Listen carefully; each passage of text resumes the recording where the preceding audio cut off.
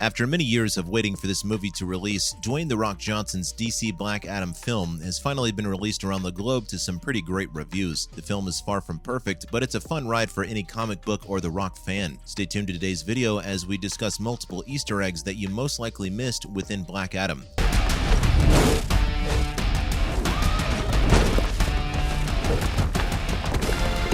Amon's Comics. Black Adam is one of the first DC villains within the DC Cinematic Universe to comment on how the world has changed with the massive emergence of superheroes and metahumans. In the film, we get to see Amon Tomaz, played by Badi Simbangui, a die-hard superhero fan in a similar vein to someone like Freddie Freeman from Shazam. His room is fully decked out with multiple posters and memorabilia that any real-life superhero fan would want. In the film, we get to see a really fun moment when Black Adam accidentally burns a hole through his famous Superhuman poster, which teases an upcoming fight between Black Adam and Superman shortly in the DC Cinematic Universe. Looking through his comic books in that scene, we don't get to see any references to other Justice League members such as Zatanna or Green Arrow, but it did have some very cool comic books of the currently existing members within the DC Cinematic Universe. It's just a nice thing to see that even in a world full of these superheroes, they are still up and to get their comic books and these storylines happening on the pages. The vast majority of these events will most likely be fictional or even adaptations or real fights that we are yet to see within the films. Bring a passport. We don't need passports. Fate and I'll take the lead. A Game of Thrones. One of the most iconic images from Black Adam's various comic runs happens to feature within the film. This image is also shown on one of the posters and comes directly out of the pages of the comic books. This is of Black Adam sitting on his throne, taken from one of his most iconic comic book chapters. This moment comes at the end of the film after the massive battle with Sabbac is finally over, which goes much differently than it does in the comic books. Your hands.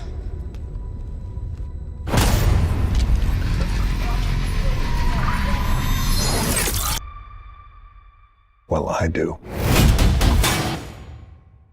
Strangely enough, Black Adam does not claim his throne. Instead, he ends up destroying it, therefore claiming sovereignty over Kahndaq. This is very similar to a moment in Game of Thrones where Drogon melts the Iron Throne, but with much less sentiment. The image of Black Adam destroying his iconic throne is very crazy to see, as his sitting on it is synonymous with the character and his power within the DC comic books. It's going to be interesting to see how he will continue to evolve throughout the DCU in the coming years. Nth Metal. Other than going up against other evils within the film, Black Adam needs to go up against the Justice Society, which is currently held by Hawkman in this version. Rather than having a direct adaptation from the comic books, he's given a much more modern update within the film, as he is framed as a superhero made powerful and rich thanks to his mysterious element. This is what vibranium means to Black Panther, as the Nth Metal is now available within the DCEU through Hawkman. He claims that the Javelin, which is the Justice Society of America special jet, is made out of Nth Metal in its entirety. For those people who are much more familiar with Hawkman's comic book lore, they would know that the Nth Metal is intrinsically linked to Hawkman as well as his counterpart Hawkwoman. We didn't get to see her in the film, but she is a fellow Justice Society of America member who deserves an awesome time to shine within the DC Cinematic Universe. Both of these characters have appeared in live action before, as they appeared on DC's Legends of Tomorrow, a TV series based around multiple different DC comic book characters, as well as spin-off characters from The Flash and Arrow. The Nth Metal is very durable and grants an insane amount of vast strength, as well as abilities to its wielder. It's evidenced in all the damage Black Adam was able to take through Hawkman in the film. Initially enough, it is also linked to the origins of Hawkman, as he's a reincarnated Egyptian prince, which is a story that the DC Cinemas universe very much needs to tell at some point. I saved them.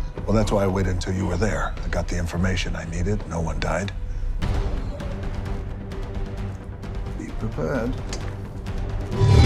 Kidnapped by a scientist. The origins of the character Cyclone were very brief talking points within the Black Adam movie, which was pretty disappointing to see. Nonetheless, she is an Arrow-kinetic dancing hero who is a rookie member of the Justice Society of America. She uses nanites to heal Kareem, who is shot, which also states how she got her powers. At 15 years old, she was subjected to an insane experiment by a scientist, which infected her with these nanites, granting her eventual powers. This is a clear reference to how the comic book origin of the character happened, apart from the father. She was 6 years old in the comic books. She was also responsible for creating the second Red Tornado. There's a little tease for Red Tornado's instruction into the DC Cinematic Universe through this character, which could happen in a Cyclone HBO Max series or even a future Justice Society of America movie.